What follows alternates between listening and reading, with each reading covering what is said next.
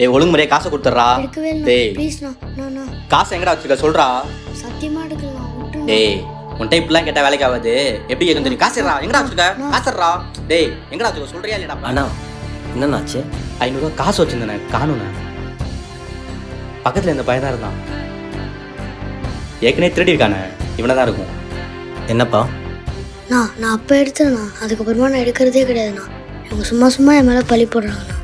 அண்ணா நடிக்கிறானே திருட்டு போட்டான். அண்ணா அது ஒன்றும் இல்லைடா, நாங்கள் 2 பேர் சேர்ந்தே உன்னை ப்ராங்க் பண்ணோம். அங்கே பாரு கேமரா. ஓ ப்ராங்கா? நீ வீட்டுக்கு போ. சரிண்ணா. நானா?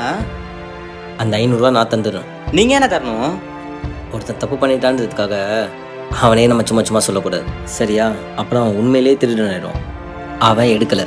ம்